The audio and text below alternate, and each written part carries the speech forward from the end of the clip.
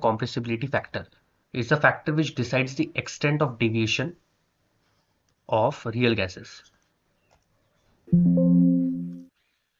Extent of deviation of real gases from the ideal gas behavior.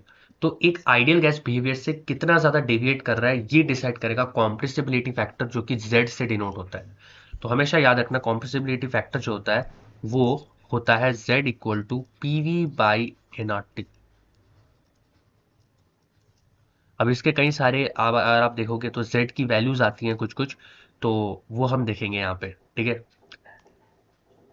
पहले हम देख लेते हैं, उसका रीडिंग करेंगे। मैं हमेशा ऐसे कराता हूँ, पहले भाई क्या करना है, पहले खुद समझा दो, उसके बाद रीड करो, तब जाके चीजें समझ में आती है, राइट।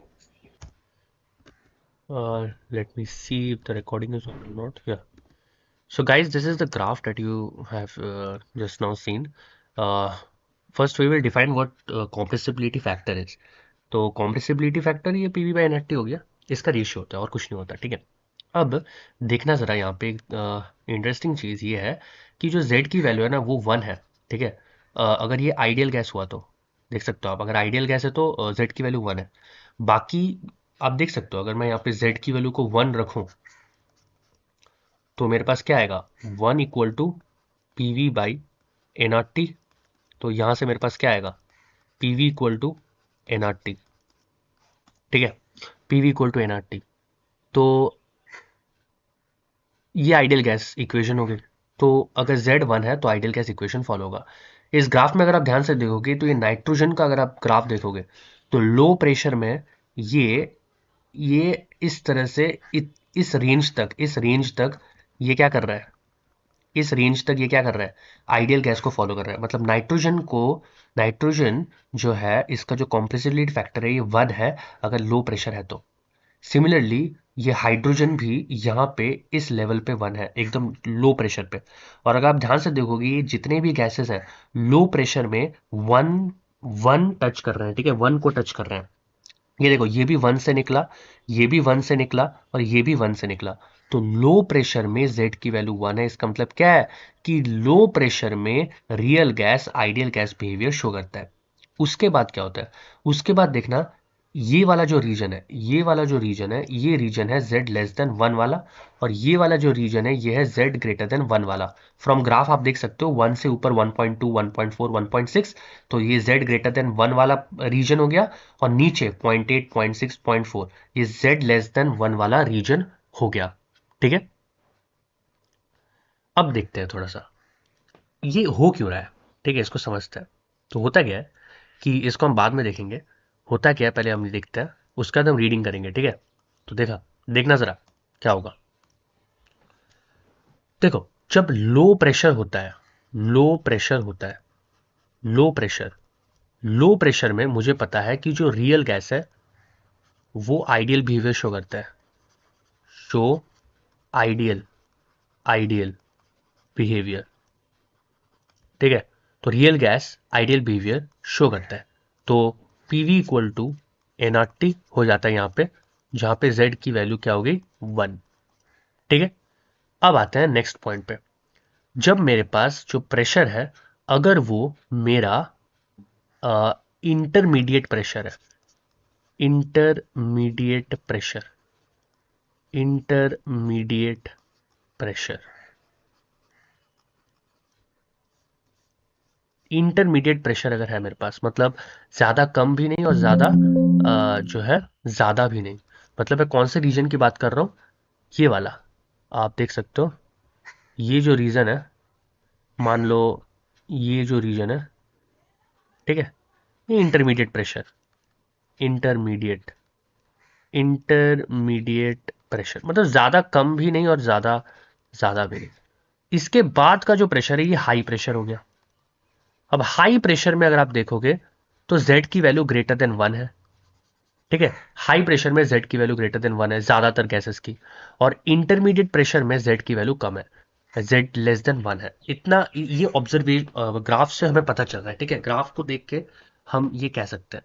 अब जरा ध्यान से देखना, तो मैं क्या लिख सकता हूं कि इंटरमीडिएट प्रेशर अगर होगा तो Z लेस देन 1 होगा, ठीक है।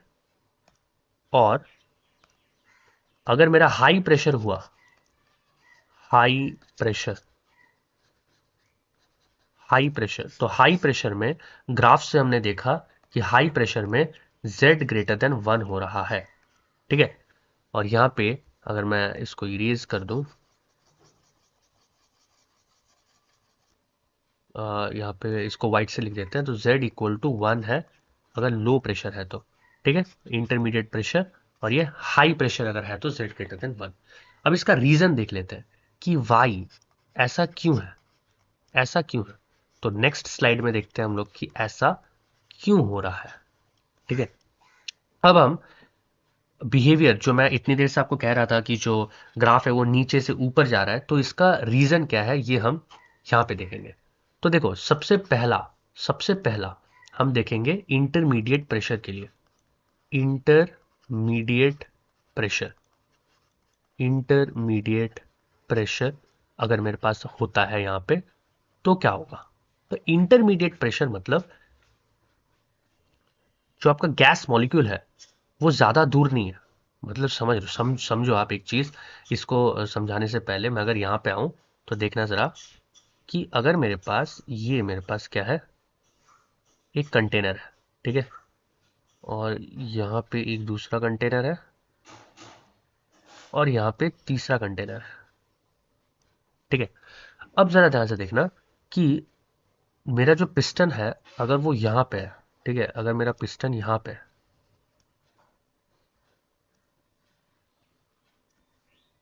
ये मेरा पिस्टन हो गया यहाँ पे, ठीक है।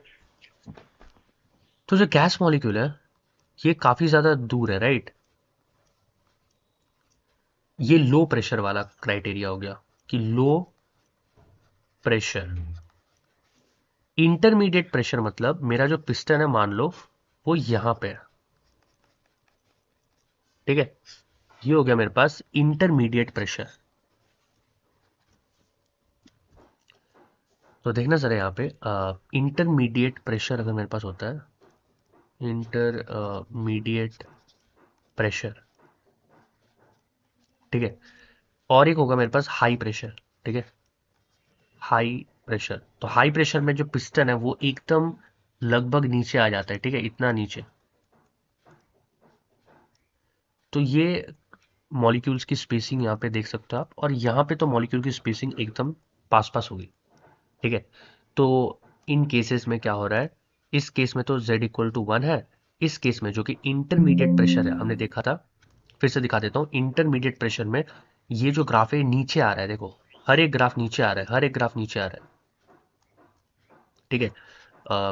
तो आपको समझ में आ रहा होगा मैं क्या कर रहा हूँ। तो ये z इक्वल टू 1 से नीचे आ रहा है इंटरमीडिएट प्रेशर में, ये देखो इंटरमीडिएट प्रेशर ये है ना, इंटरमीडिएट प्रेशर। तो इस रेंज में ये ग्राफ नीचे है, ये मैं बोल रहा हूँ, ठीक है। तो आगे बढ़ते हैं, यहाँ पे आता है। तो z लेस देन 1 है यहाँ पे, और हाई प्रेशर में z ग्रेटर देन 1 है, देख सकते हो आप, ये हाई प्रेशर में ये ग्राफ ऊपर जा रहा है, तो ग्रेटर देन 1 है, ठीक है। तो ये क्यों हो रहा है ये हम डिफाइन करेंगे इंटरमोलिकुलर फोर्सेस ऑफ अट्रैक्शन और रिपल्शन के कॉन्सेप्ट की हेल्प से। तो देखते हैं क्या होता है।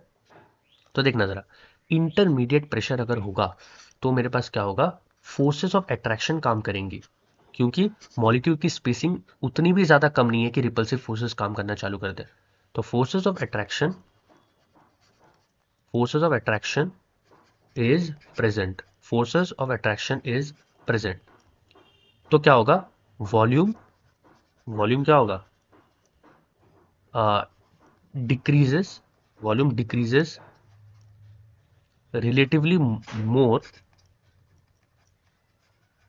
as compared to the increasing pressure, relatively more as compared to the increasing pressure। तो देखो प्रेशर तो हमेशा बढ़ रहा है ना, ग्राफ से क्या पता चल रहा है कि कोई भी आप ग्राफ ले लो, जैसे अगर आप मैं सिर्फ ऑब्जर्व करूं, देखो मैं इसको बना भी देता हूं यहाँ पे, मान लो ये ग्राफ है, ये मेरे पास z इक्वल टू 1 वाला लाइन है। अब ये जो नीचे आ रहा है ना, नीचे आके फिर ऊपर जा रहा है, तो ये जो पॉइंट है ये होता है इंटरमीडिएट प्रेशर, और बाकी का होता है हाई प्रेशर, ये हम बाद में देख रहे हैं। तो इंटरमीडिएट प्रेशर में z इक्वल टू 1 से कम होता है, राइट, z लेस देन 1।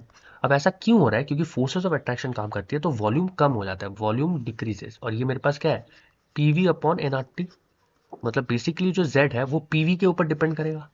तो अब देखना जरा यहाँ पे, relatively more as compare to the increase in pressure, increase in pressure. तो देखो मुझे पता है प्रेशर इन्वर्सली प्रोपोर्शनल होता है वॉल्यूम के, बट यहाँ पे फोर्सेस ऑफ अट्रैक्शन हो रही है तो वॉल्यूम जितना घटना चाहिए उससे भी ज्यादा घट रहा है। तो मेरा जो पीवी का वैल्यू है, पी तो इंक्रीज हो रहा है बट वी कुछ ज्यादा ही घट रहा है, तो पीवी जो है वो लेस देन 1 हो जाता है। वो क्या होता है, लेस देन 1 हो जाता है यहाँ पे, ठीक है। मतलब पीवी जो है ना वो घट रहा है, ठीक है। मैं यहाँ पे देखूं, एक मिनट,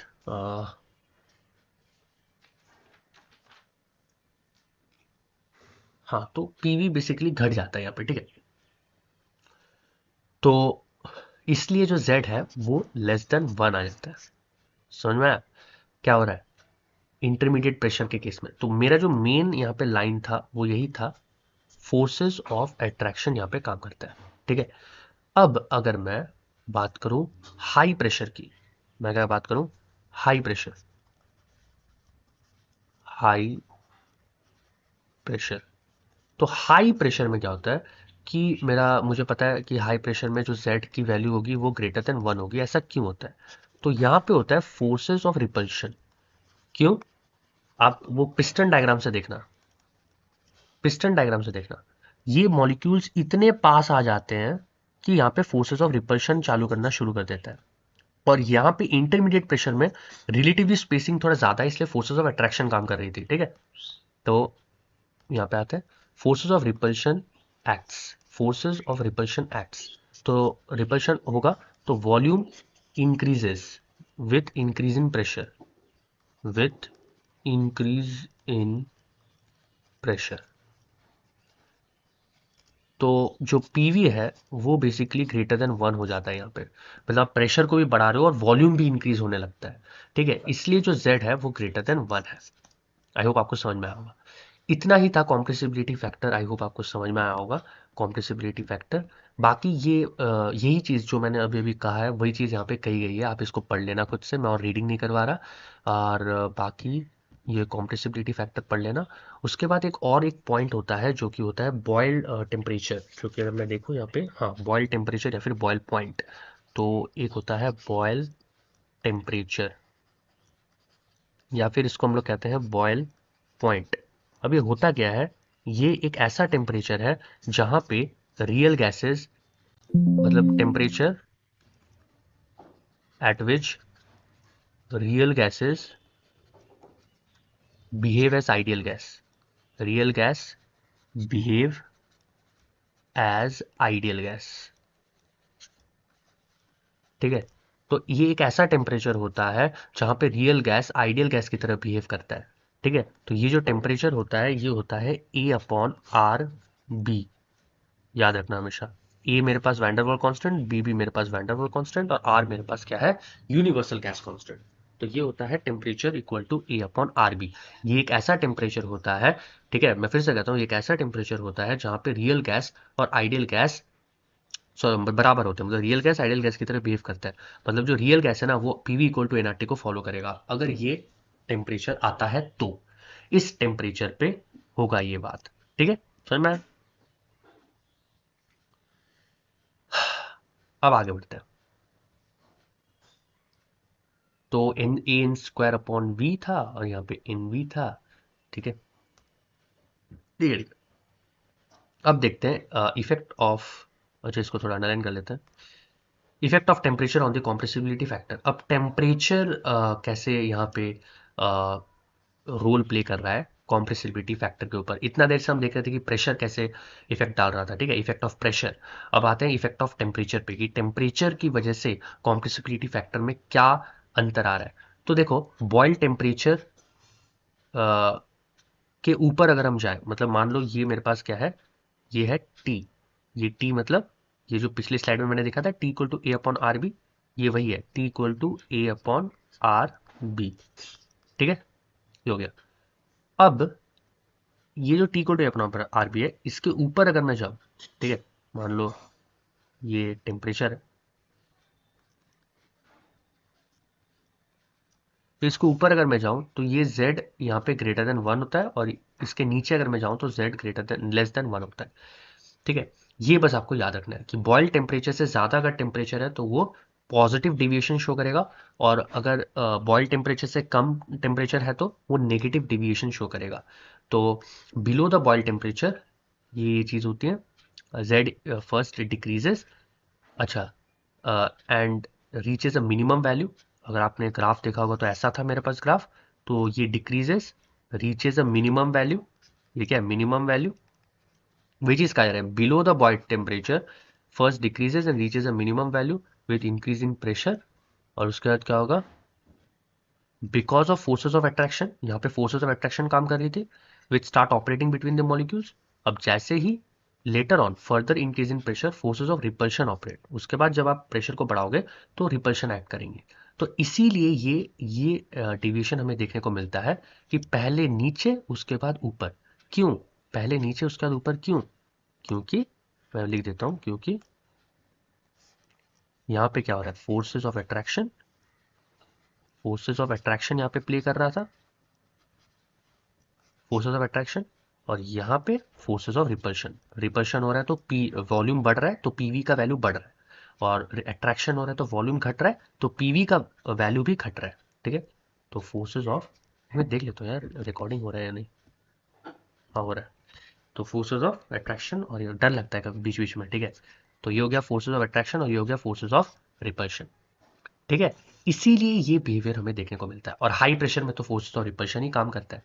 तो यही चीज़ है। ठीक है, बाकी कंक्लूजन यही है कि gases show ideal behaviour at high pressure and sorry high temperature and low pressure. ये तो मैं शुरू से बोलता जा रहा हूँ और ये इंपॉर्टेंट भी है। तो आपको समझ में आ गया होगा कि डिविएशन किस तरह से शो हो रहा है, कॉम्प्रेसिबिलिटी फैक्टर क्या होता है, फोर्सेस ऑफ अट्रैक्शन और फोर्सेस ऑफ रिपल्शन क्या रोल प्ले करती हैं एक रियल गैस के डिविएशन को शो करने के लिए। तो ये था आज का हमारा लेक्चर, और ये खत्म हो गया है। ठीक है, अब देखता हूँ कि इसमें और भी कुछ मैं पढ़ा सकता हूँ कि नहीं, या फिर नेक्स्ट लेक्चर में पढ़ेंगे। ठीक है, अगर आप इस कोर्स को खरीदते हो तो मैंने ऑलरेडी कह दिया आपको कि क्या क्या बेनिफिट्स आपको पहुंच सकता है इस कोर्स को लेने से। ठीक है, उन बच्चों के लिए मैं बता देता हूँ जो S G P A increase करना चाहते हैं, तो chemistry is a very good subject to increase S G P A, because ये बाकी सब्जेक्ट से थोड़ा ईजी पड़ता है। ठीक है, तो बिना किसी देरी के, ठीक है, आप इस कोर्स में आ जाइए, एक साथ पढ़ेंगे। और ये तीन चीज़ करना है आपको, बस प्रॉपर नोट्स बनानी है, रिविजन करना है, और पी वाई क्यूज सॉल्व करना है। ठीक है, मेरे साथ। तो गाइज यही था आज का जो है वीडियो। आई होप आपको पसंद आया होगा। मिलते हैं कोर्स में। टिल देन गुड बाय, अच्छे से रहना, बाय, टाटा।